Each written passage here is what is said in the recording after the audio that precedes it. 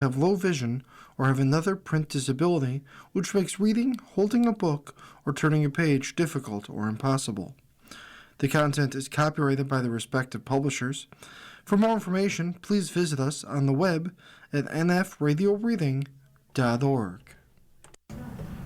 Hello, this is Karen, and for the next hour I'll be reading from the June 25th, 2026 issue of the East Aurora Advertiser on the Niagara Frontier Radio Reading Service.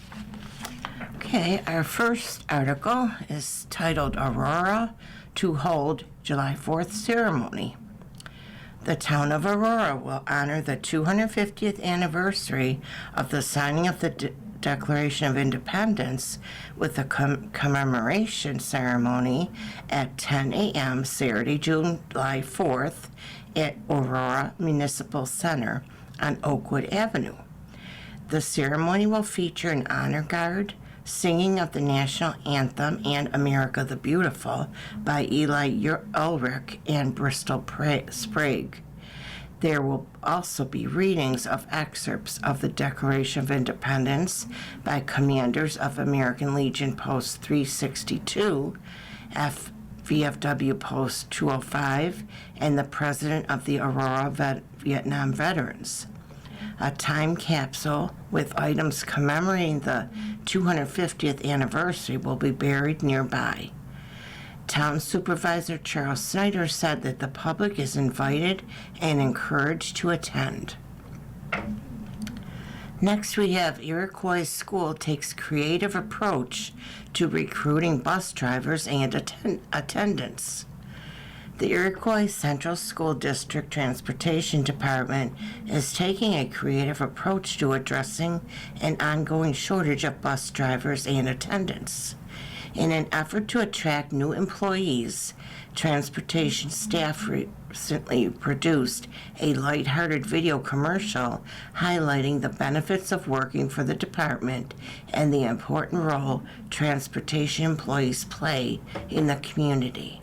The video was posted on the school district's Facebook page in May. We wanted to let people know what good jobs these are and how valuable they are to the community, said Danny Bond, who is the head bus driver. While the videos have generated interest and positive feedback, Bond said the district continues to face staffing shortages. We're still short drivers, she said. Ideally, the district would like to hire 4 to 5 additional drivers before the start of the next school year, although Bond acknowledges that may be difficult given the extensive training required. Unless applicants already possess a Class B commercial driver's license with passenger and school bus endorsements, they must complete district-sponsored training before becoming drivers. To help attract candidates, Iroquois now pays trainees during the certification process. We found that in order to attract younger people, we need to be able to pay them, Bond said. They can't quit a job and come here and train for free. The district currently anticipates at least one driver retirement during the upcoming school year, adding to the need for new hires. We'd like to see at least 3 appointed drivers and maybe another 2 or 3 substitutes, Bond said. Although bus driving positions are not traditional 40-hour week per week jobs, they are considered full-time equivalent positions and include a comprehensive benefit package. Drivers typically work about 5 to 5.5 hours per day, split between morning and afternoon routes. The positions include health insurance, paid holidays, sick leave, personal time, and other benefits. Our claim to fame is our benefits package, Bond said. During the 2025 to 26 school year, appointed drivers earned $21.70 per hour. This may change after the school board's reorganizational meeting in July. Most drivers work approximately 180 to 185 days each year. During the summer months, some continue working by transporting students enrolled in extended school year programs, while others pursue seasonal employment or enjoy time off. The district is also hiring bus attendants who must be at least 19 years old. Bus drivers must be at least 21 years old. Bond said the ideal candidate is someone who enjoys working with children, has a clean driver license record, and can work well as part of a team.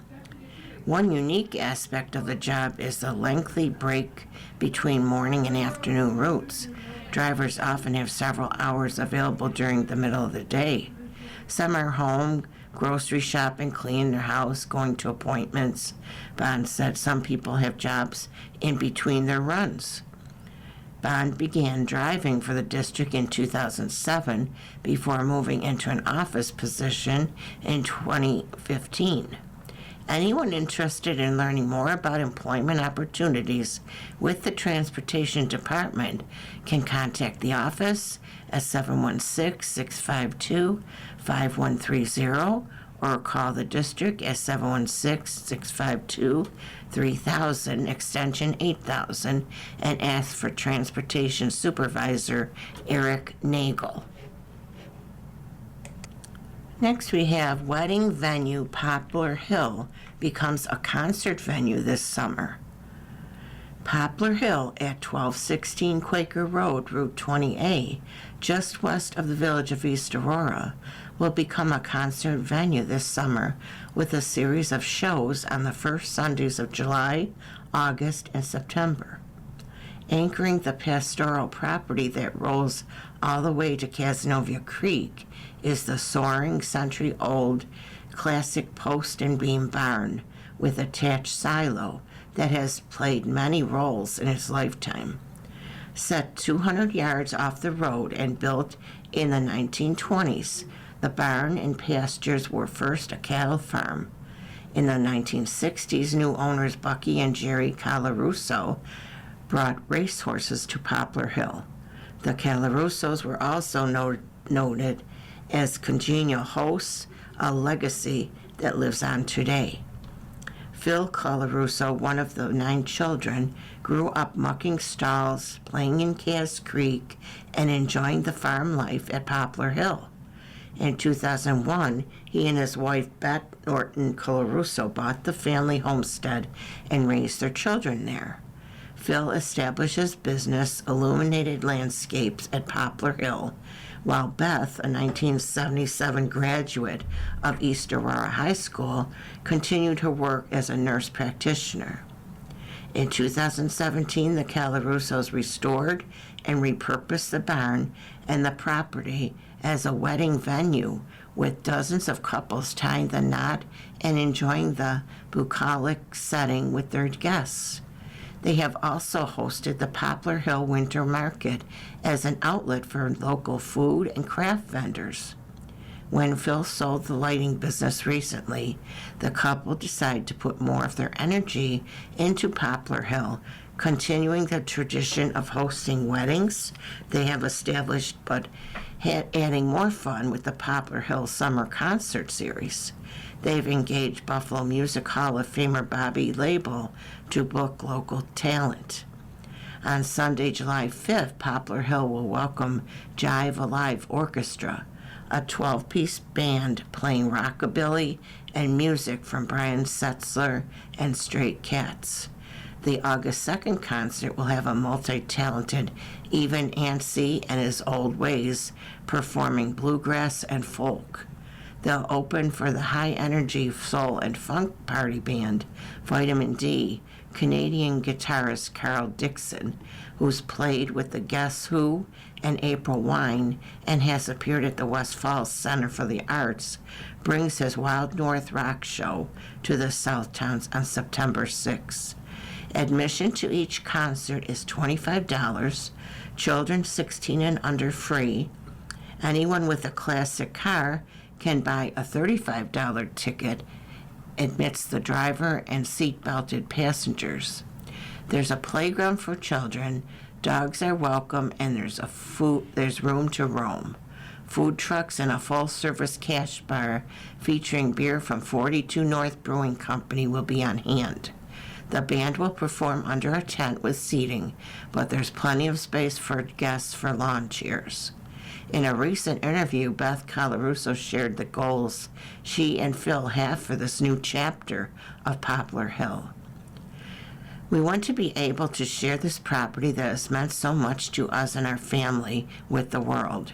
We are going to continue to do that through our wedding business, but want to add more special events like craft classes, and it's why we have started our new summer concert series.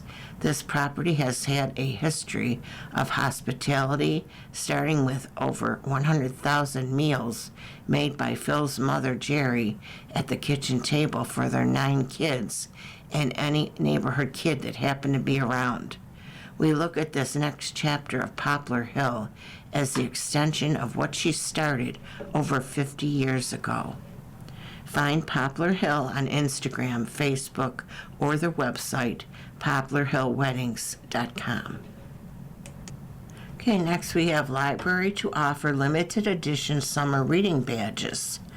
Readers of all ages will have the opportunity to earn limited edition badges this summer through a new reading program at the Aurora Town Public Library. Beginning July 6th, participants aged 3 and older will receive a summer reading lanyard and can collect badges by attending library programs and completing Read It and Keep It reading logs. Each summer program will feature its own unique badge, giving participants the opportunity to build a collection throughout the season. The program is designed to encourage reading and participation in the library's summer activities while providing a fun incentive for children, teens, and adults. Bird Bingo. Are you always on the lookout for feathered friends? Put your eyes to good use this summer for a chance to win a smart bird feeder house. Pick up a bird bingo sheet anytime between July 1 to August 24th from the Aurora Town Public Library. Check off the birds you see this summer and return the sheet to the front desk of our library where you get bingo either horizontally or diagonally. Each participant will be entered into the prize drawing to be done on Tuesday, September 1st. Entries will be accepted until Monday, August 31st. Children and adults of all ages are encouraged and welcome to participate in this free library challenge sponsored by the Friends of the Library. To register for programs, call 716-652-4440 or stop by the library at 550 Main Street. Okay, next we have the Town of Marilla, 4th of July, America 250 festivities and fireworks, July 3rd through the July 5th, 2026. It's at the Marilla Firemen's Grounds.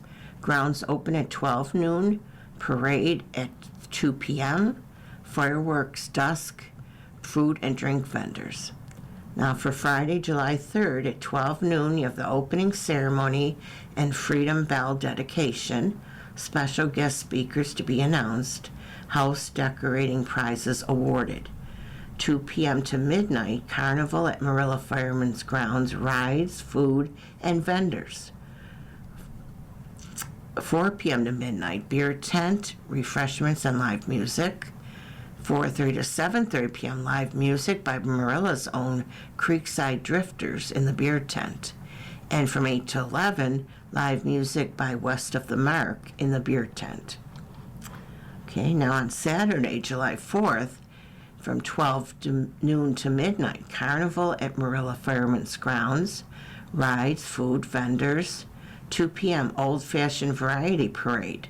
Starts at Tamarsu Drive and ends at Marilla Firemen's Grounds. Get your applications in and be part of the parade. 2:30 p.m. to midnight, there's beer tent, refreshments, and live music. 3:30 to 6:30 p.m. live music by Deja Blue in the beer tent.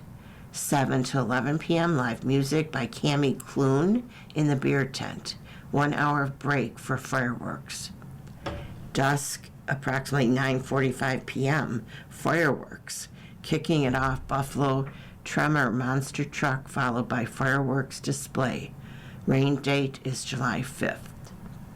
Now the final day, Sunday, July 5th, 9 to 10 a.m. breakfast in the park. The gazebo on Bullis Road behind the Marilla Town Hall while supplies last. Sponsored by the Wales Town Board. 10:30 a.m. to 11:30 p.m. Church in the park. Marilla Town Park non-denominational service. All are welcome. Noon to 6 p.m. Carnival at Marilla's Fireman's Grounds. Rides, matinee, and food and vendors. And then at 4 p.m., closing ceremonies at the Marilla Fireman's Grounds, parade prizes awarded, and final statements. That sounds like a lot of fun to do. And you are listening to a reading of articles and features from the East Aurora Advertiser on the Niagara Frontier Radio Reading Service. Okay, next we have the Aurora Police Report. Buried weapon discovered.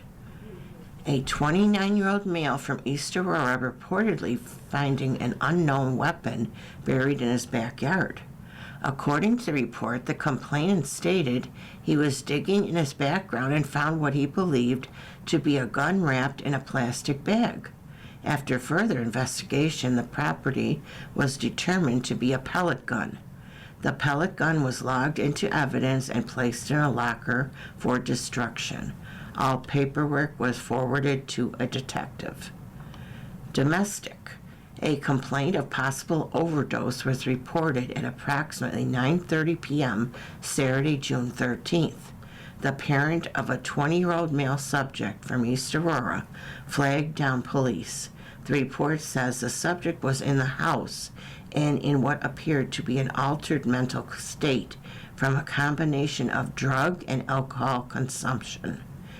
Inside of the residence, the report says the subject was in a physical altercation on the ground with a 60-year-old male victim from East Aurora, with the subject attempting to strike the victim. The two individuals were separated. The subject appeared to be highly intoxicated and stated he was attempting to leave the residence, but the victim and parent would not let him. The subject stated he did not wish to harm himself and declined medical evaluation, but stated he would like to be transported to a medical facility so that he could remedy his intoxicated state. The subject was reportedly uncooperative and belligerent, while details of the incident were attempting to be ascertained. The victim and parents stated that their son returned home in a reportedly very intoxicated state and was attempting to leave the residence. When the pair would not let the subject leave, he reportedly became very hostile and physically aggressive with the victim. The victim proceeded to hold the subject to the ground while awaiting emergency services. The victim stated the subject struck him, but he was uninjured and declined medical evaluation. The victim and parent did not wish to pursue charges. An ambulance was requested to the scene for voluntary transport. Harassment. A physical domestic was reported at 8 p.m. Sunday, June 14th. Upon arrival, a 60-year-old and 23-year-old female, both listed as victims, were located outside on a patio, while a 64-year-old male subject was located inside. According to the report, the 60-year-old female stated she and the subject had an argument at dinner. The subject left the residence for approximately 3 hours and upon returning was reportedly intoxicated. The pair began arguing again. When the victim stood up to get away from the subject, he reportedly pushed her into a doorway wall. The 23-year-old female and daughter of the couple heard the argument and upon arriving downstairs, witnessed the subject push the victim. The subject and daughter began to argue, with the subject reportedly headbutting her in the face. The daughter was observed to have a red and swollen upper lip. Both females declined medical treatment and stated they did not want to press charges, but did want to leave the house for the night. An officer remained in the residence while the two females grabbed their belongings. The report said the subject appeared intoxicated and stated he did not headbutt the daughter, but that she attacked him. The subject also stated the daughter was reportedly unstable. The subject then started yelling at the police, demanding that they leave the residence. The 60-year-old female victim stated she was going to stay at a hotel and the daughter was not sure when she would be returning home. Both parties were advised that they could come to the station to press charges on the subject if they changed their minds. They were also advised of Erie County Family Court options. A domestic incident report was filed. Unattended death. A confirmation of death was dispatched at 9:30 a.m. Tuesday, June 16th. According to the report, police met with the spouse of an 84-year-old male and Hospice of Buffalo at their residence. The spouse stated that she had last seen the deceased alive at approximately 8 p.m. the night before. An ambulance arrived on the scene and a paramedic declared the time of death. Medical personnel were notified and advised that he would sign off on the death certificate. The Erie County Medical Examiner's Office approved the release, and a local funeral home took possession of the body. Mental health transport. A mental health call was reported on Wednesday, June 17th. Upon arrival, the 61-year-old female complainant was met with. According to the report, the complainant stated her 43-year-old daughter and listed subject was experiencing a mental health emergency. The subject had been taken to a local hospital the day before on a mental health hold. The complainant stated the subject had been speaking nonsensically all day and was suffering from delusions of grandeur. At one point, the subject reportedly attempted to exit the complainant's moving vehicle while in traffic. The complainant stated she slammed on the brakes, bringing the vehicle to a stop before the subject exited. She was uninjured from the incident. The subject was interviewed. The report said she appeared disheveled, confused, and was acting erratically. It also says the subject ran towards Buffalo Road with heavy vehicular traffic. The subject was taken into custody under mental health law. An ambulance responded to the scene.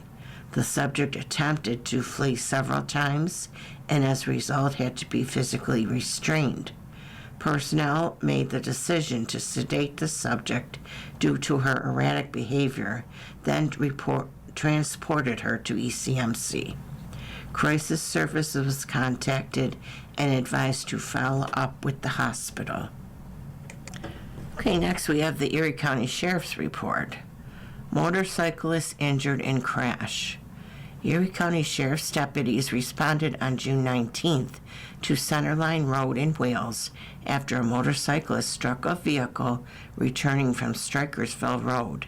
The motorcyclist was transported to ECMC with head and neck injuries. In other area calls handled by the Erie County Sheriff's deputies out of the Clarence and Alma substation, on June 13th, an unoccupied vehicle that was parked on the side of the road on Broadway in Alden was struck by a vehicle pulling out of a parking lot.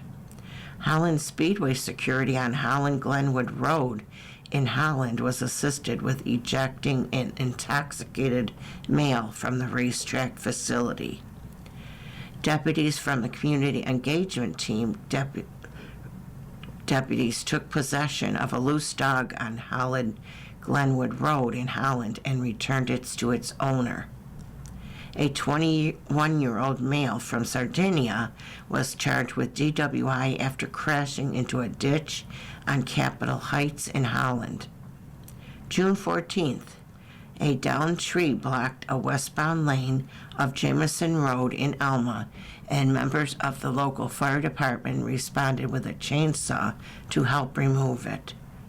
June 15th, a resident on Vermont Street in Holland reported that an unknown individual dropped off a damaged boat and trailer next to his property 2 days earlier. It was determined the boat was a potential traffic hazard due to its proximity to the road and requested a tow. June 16th, 2 vehicles traveling in opposite directions on Broadway and Alden collided. Both vehicles drove away from the scene. A complainant reported a vehicle attempting to pass him on the shoulder of Route 400 in Alma, striking his vehicle, and it continued on. The collision caused minor damage to the complainant's vehicle. The subject was later identified and charged. June 17th, a resident on Bookless Road in Alma turned over a BB gun that was owned by her deceased father. One individual was transported to ECMC for evaluation after a 2-vehicle crash at the intersection of Clinton Street and Town Line Road in Marilla. A male was driving an ATV near the railroad tracks on Canada Street in Holland when the ATV rolled over, trapping his leg. Responders lifted the ATV off of him, and he was evaluated at the scene. A vehicle traveling on East Blood Road in Marilla went off the road after the operator reported that he fell asleep at the wheel. Minor damage was caused to the grass. June 18th, no incidents were reported on the state. June 19th, a Spectrum employee was assisted with traffic control on Genesee Street in Alden as a line was run across the roadway. A 36-year-old Aurora woman was charged with third-degree aggravated unlicensed operation on Clinton Street in Alma. And a vehicle traveling on Route 400 in Alma flipped over near the Transit Road off-ramp. The operator was not injured. Okay, next we have Hamlin Park First Aid Center receives facelift through Lions Club partnership. Visitors to Hamlin Park this summer may notice a fresh new look at the police substation and First Aid Center, thanks to a collaborative renovation project between the East Aurora Lions Club and the Village of East Aurora. The building serves as a first aid station during park events and provides storage space to support activities held throughout the year in Hamlin Park. Funding for the exterior improvements was provided through grants from the Lions Club International Foundation, the Bank of Holland, and the East Aurora Lions Club. Most of the exterior renovation work was completed by Neoteric Contracting LLC, a local company owned by Travis Pettibone. East Aurora Lions Club members completed the final painting work, while interior improvements were handled by the Village of East Aurora Department of Public Works under the supervision of Jeff Stoll. The project is one of many community initiatives supported by the East Aurora Lions Club, which raises funds through a variety of events and charitable activities throughout the year. One of the club's upcoming fundraisers is its annual drive-through chicken barbecue, scheduled for Sunday, June 28th from noon to 3 p.m. or until sold out at American Legion Post 362. The Lions Club encourages residents attending summer activities at Hamlin Park, including the Independence Day festivities, to stop by and see the improvements made possible through community partnerships and volunteer efforts. And you are listening to a reading of articles and features from the East Aurora Advertiser on the Niagara Frontier Radio Reading Service. Okay, next we have Feeding Birds in Summer by Hans Kuntz. Summer is upon us, and there is so much action out there in the world of birds and nature. It's a wonderful time of the year, and much of June's weather has been quite comfortable, my kind of weather. So many people love to feed the birds throughout the spring and summer, as they are much more involved in their yards doing landscaping, cooking outside, sitting outside, etc. And when they are in the house, the action outside the window can be even more interesting. The question comes up often regarding whether it is a good thing to be feeding the birds in the summer, noting that birds should be able to fend for themselves and that we may be spoiling them. My answer to that is that I feel it's okay to feed them. I have several reasons. First of all, right now the bird population is much larger than that in the winter. Though you may be feeding a lot of food, that amount spread out among so many birds is really small. I can assure you that the birds remain creatures of nature and are capable of finding their own food in the wild. Rest assured, most of them have a heavy diet of insects and larvae, and they instinctively know how to find them. Many of these birds also do eat seeds, thus you see them at the conventional bird feeders. Are we feeding the birds to help them out? Yes, but it seems like we are feeding them to attract them to our yards and favorite lookout windows so we can enjoy them up close. We are feeding them as a hobby, and it feels good to provide nutrition for them. Birds instinctively know what's good for them and how to balance their diets. Many of us humans, me included, could take a good lesson from the birds on balancing our diets. As you know, there are many birds to feed. There are many ways to feed the birds. Some people provide them everything they can, while others might only feed the hummers and orioles. Some only feed conventional birdseed mixes, and others feed only sunflower seeds. Yet others feed only shelled peanuts in a special sturdy wire mesh feeder. The cost of feeding birds can add up, however, so many people tell me that they love having the birds so close to them that they have a healthy budget for feeding them, often justifying their spending in that they don't drink, smoke, and gamble, etc. If you are feeding grape jelly to the orioles and therefore other interesting birds, you may have noticed some days are busier than others. Cooler and rainy days can bring more action because it's more difficult to find insects. You are probably attracting orioles that might be nesting quite a distance from you, but they can fly in from half a mile radius very easily. Same with regular bird feeding. I often see a woodpecker fly away with a peanut in direction far to the south. As I'm writing this column, we are being inundated with orioles, and soon they will bring in their young for snacks. There will be times when we have 10 to 20 orioles around the grape jelly feeding station, which in our case is several bowls of jelly on the deck railing. It can get pretty crazy. I've heard of several similar situations. This spring, I bought an order of 3,000 live mealworms online and have just finished using them up. The primary purpose was to help out a few bluebird families get their young fed during critical cold, wet spells when insects and larvae are hard to find. We also had an active chickadee nesting on the porch of our bird feed barn, so I put out mealworms for them to help feed their 8 babies. I was surprised it took 20 days for them to fledge. It's been fun watching the whole family following the parents around for feeding assistance.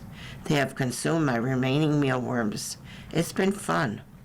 We are really enjoying the rose-breasted grosbeaks this summer. Seems like we have so many, and so do many others. The key for them is plenty of sunflower seeds.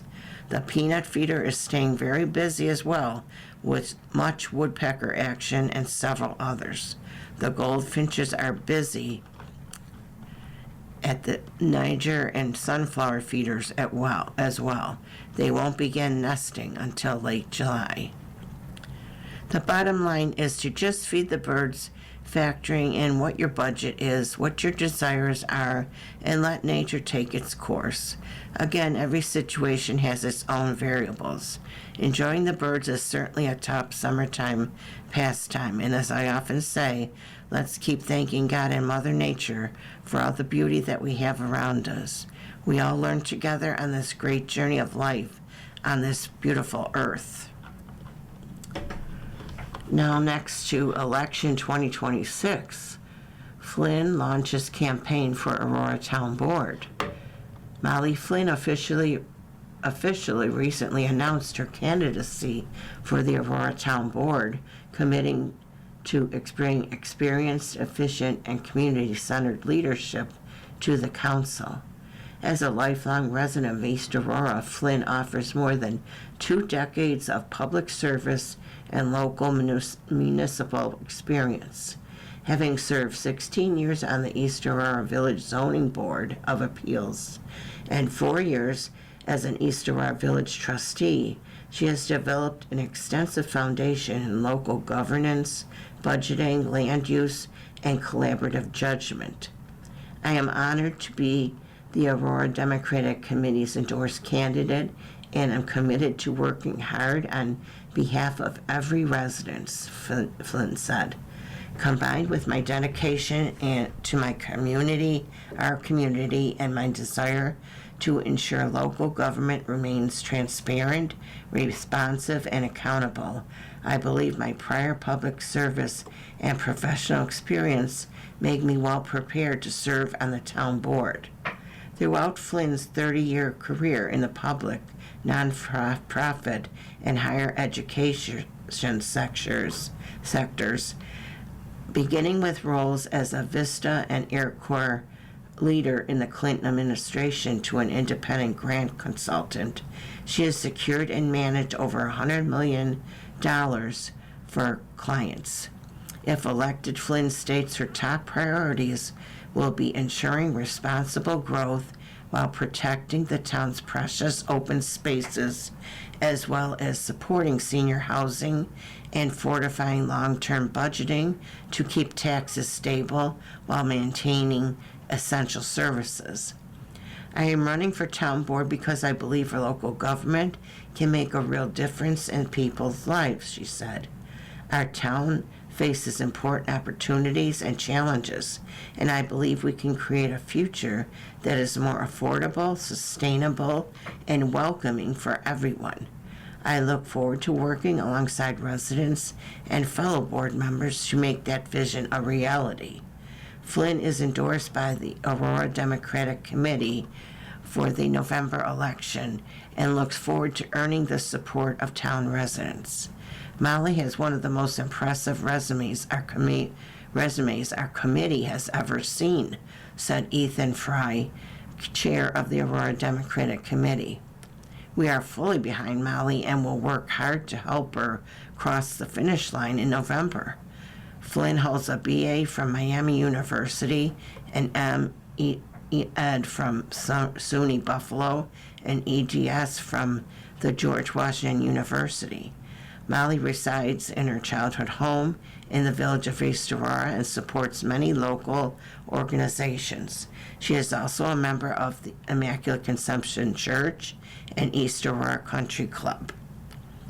To reach out to Flynn, residents can email with winwithmollyflynn@gmail.com. Next, we have Community Chorale to perform patriotic concert on July 3rd. Residents are invited to celebrate America's 205th anniversary with an evening of patriotic music during the Harmony 250 concert on Thursday, July 3rd. The concert will take place between the annual 3rd of July parade and the evening fireworks display on the outdoor stage at the Roycroft Pavilion in Hamlin Park. Led by Rochelle Francis, the Harmony 250 Chorale features singers from the area churches, community choral programs, and local theater groups. The performance will showcase patriotic selections commemorating the nation's semi-quincentennial celebration. Narration woven throughout the program includes writings from Thomas Jefferson, Abraham Lincoln, and the local author and newspaper columnist Rick Oller. The narration will be delivered by Lou Markle III and Peter Colery IV, who will appear in period costumes provided by the Aurora Players. Betty Pitcher will provide musical accompaniment, while Lowell Sylvester of the Aurora Players will oversee sound production. The concert is co-sponsored by the Aurora Historical Society and the Buffalo Presidential Center. Community members interested in joining the chorale still have an opportunity to participate. The final rehearsal will be held at 7 p.m. Tuesday, June 30th at East Aurora Christian Church, located at the corner of Main Street and North Grove Street. Singers of all ages are welcome. For more information, contact Francis by text at 716-725-9385. And I believe that date was not on Thursday, July 3rd. It's Friday, July 3rd. Okay. Next, we have the Side 3 Band to perform at Alden Farmers Market and Car Cruise. Side 3 Band will perform at the Alden Farmers Market and Car Cruise on Monday, June 29th at Alden Town Park. The three-piece alternative and classic rock band is scheduled to perform from approximately 5 to 7 p.m. during the weekly community event, which runs from 4 to 7:30 p.m. through late September. Side 3 made its debut at the market last season and returns following a positive reception from attendees. The band was formed in 2022 and features musicians Ron, Paul, and Tony. Ron has previously performed as a solo artist at the market, while Paul and Tony are military veterans who have performed at venues around the world. The group now performs throughout Western New York. The performance is sponsored by Elwood Jordan's Insurance Agency, a local insurance provider established in 1875. In addition to live music, visitors can browse farm market vendors, view classic vehicles, participate in the car cruise, and purchase food and beverages from the concession stand operated by the Alden Chamber of Commerce. Market organizers note that summer produce becomes increasingly available as the growing season progresses. Weekly entertainment will continue throughout the summer, alternating between live musical performances and DJs. The Alden Chamber of Commerce hosts the Farmers Market and Car Cruise each week at Alden Town Park. Additional information about the Farmers Market, Car Cruise, and Chamber activities is available at aldenny.org. Next, we have free family fishing event planned in Orchard Park. Families interested in learning how to fish will have an opportunity this month through a free educational event hosted by the New York State Department of Environmental Conservation, DEC, and the Erie County Federation of Sportsmen's Clubs. The organizations will offer a Teach Me to Fish program designed to introduce participants of all ages to the basics of fishing through hands-on instruction and guided activities. The event is scheduled for 9:30 a.m. to 12:30 p.m. Saturday, June 27th. Well, I think that one's over. Next, we have East Aurora Garden Club awards Memorial Scholarship. The East Aurora Garden Club has awarded its annual Carol Hasselbeck Memorial Scholarship to East Aurora High School graduate Patrick K. Hayes. The $1,500 scholarship honors the contributions of the late Carol Hasselbeck to the East Aurora Garden Club and is awarded to a graduating senior from either East Aurora or Iroquois High School who plans to pursue a degree in horticulture, forestry, plant conservation, agriculture, landscape design, environmental science, or a related field. Hayes, the son of Kevin and Carrie Hayes, received the scholarship during East Aurora High School's award ceremony. He plans to attend Canisius University, where he will major in environmental science.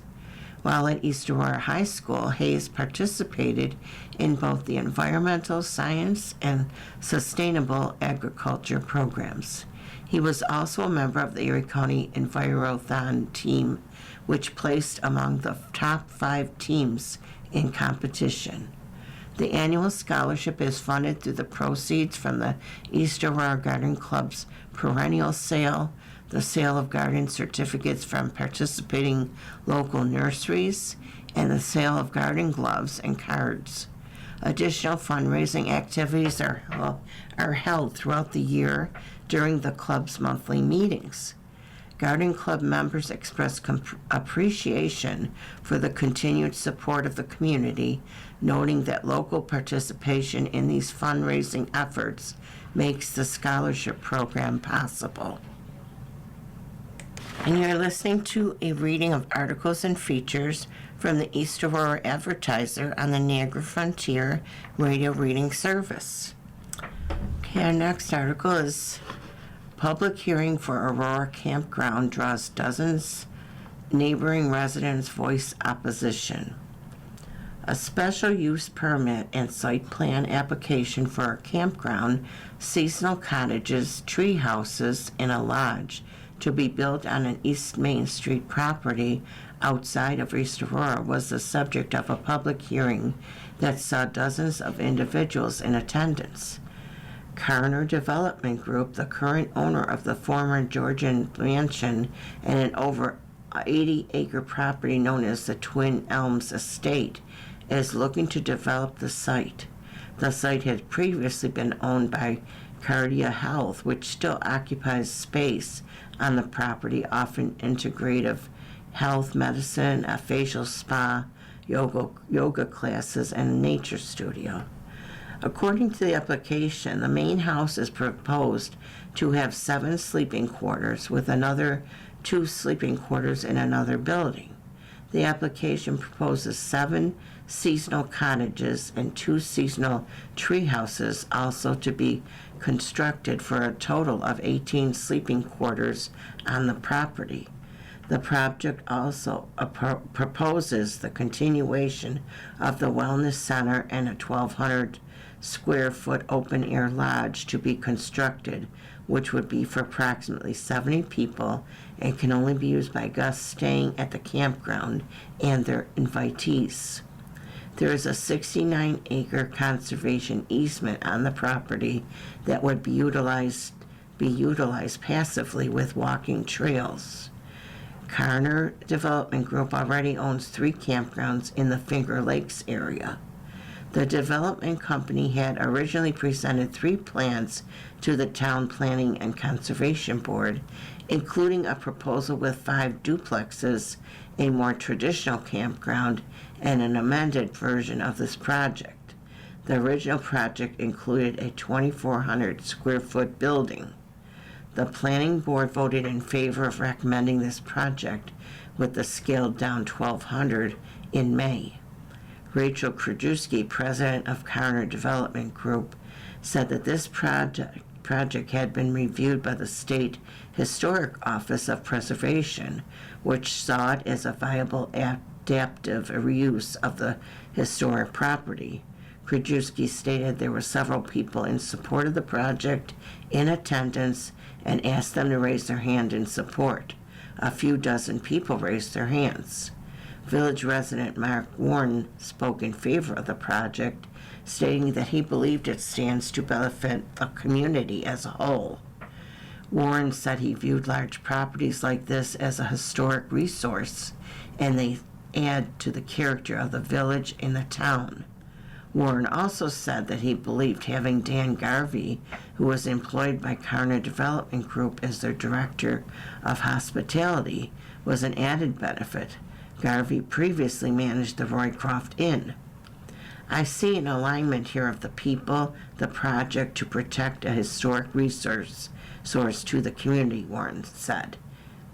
Andrew Harris, a general contractor working on the project, said that he believes it has to have a maintained roof before the fall comes. Harris specializes in historic restoration. Chris Welch, a town resident, spoke in favor of the project. Welch said he believed that there was an economic benefit to the proposal because the people who would be utilizing the campground have the type of disposable income to spend in the village.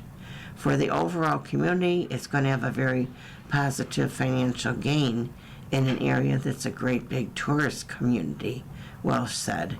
The things we do draw in outsiders, but the right outsiders. Supervisor Charles Snyder read two letters of support. One was from village resident Julie Tyrone, who said that she believed the concept would create a truly unique wellness destination. Another letter of support from the Greater East Aurora Chamber of Commerce Executive Director Victoria Sternman stated that the project aligns with the Chamber's mission to support business development, promote tourism, and advocate for initiatives that strengthen the economic vitality and quality of life of the region. Joe Quinn, a resident whose property abuts the project, spoke in opposition of the project. Quinn provided a petition to the board of residents who opposed the project. The petition was not available at the time of publication. Quinn also provided a letter by another neighboring resident, Dave Socha, who used to own the Twin Elms estate and partitioned 10 acres from the property before selling it with the intention of building a home on the lot in retirement. The letter was not available at the time of publication. The direct impact is going to be on me and my neighbors, Quinn said. Quinn said that traffic on that stretch of East Main Street is bad, and that several neighbors have witnessed accidents in the area. He provided copies of 4 accident reports obtained from the East Aurora Police Department. The traffic study performed by Fisher Associates and released on May 4th stated, a review of the crash data collected by the New York State Department of Transportation between April 30th, 2021 and April 30th, 2025 revealed there were no crashes reported in the area of the proposed development. This was the most recent period of data available at the time of the study. This is going to change the character of the whole neighborhood, Quinn said. Quinn said he was concerned about the people coming onto the property who do not live there and noise. That's a residential area. It's not a commercial operation, Quinn said. That's been a home for 200 and plus years. Quinn also questioned who the property is going to benefit. Anybody that comes to speak tonight, I'd like to know where they live, Quinn said. Are they a direct neighbor? We're just regular people, Quinn said, speaking later in the meeting. We didn't sign up for this. Quinn's daughter, Taylor Quinn, who was also a direct neighbor to the project, questioned water drainage and light pollution. I just don't understand how you can allow this to be a permitted use. It's a resort, Taylor Quinn said. Dr. Jennifer Jennings, representing Cardia Health, spoke in favor of the project. I think we can find a way to live in harmony, Jennings said. There's a lot of room to be respectful with lighting and noise. A big concern is a slippery slope of things like this, area resident Peter Herman said. Once you open that door, it can just snowball, and it can turn into a lot more planned. Jay Chipman, another area resident, echoed the possibility of the project continuing to expand. Chipman questioned where people would park if larger gatherings were to occur. We don't need more people on East Main Street, Chipman said. Krajewski responded to some of the concerns previously voiced by the residents. Carner Development Group has hired a full-time caretaker for the property based on concerns over safety and trespassing. Krajewski also said that they had recently submitted a building permit to the Code Enforcement Office for a fence at the maximum allowed height. The professionals have determined that we have done everything we need to do to determine that we are compliant, Krajewski said. We are not asking you to allow the use. The code allows the use. Peter Sorge, attorney for the developer, said. We're asking you to look at the special use permit and the site plan approval. Sorge said that the project was intended to be a complementary use to the wedding venue, the bank owned by Carner Development, and not to compete with it. Krajewski also provided petitions in support of the project to the board, which were not available at the time of publication. Dennis Garvey, Dan Garvey's brother, stated he lived down the street from the project and at an earlier planning board meeting spoke out against the project before it was amended to contain a smaller lodge because he was concerned about the traffic. When I look at this, I don't see the traffic increase that I would have seen before, Garvey said. Garvey said he used to go in the main house when he lived next door to it as a child and recently toured the home. It needs help, otherwise you're going to lose it, Garvey said, and you'll never, ever replace it.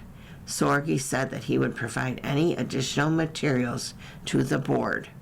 Board members did not ask questions, nor did they comment on the project during the public hearing. Documents regarding the application are available at www.townofaurora.gov, auroranewyork.gov.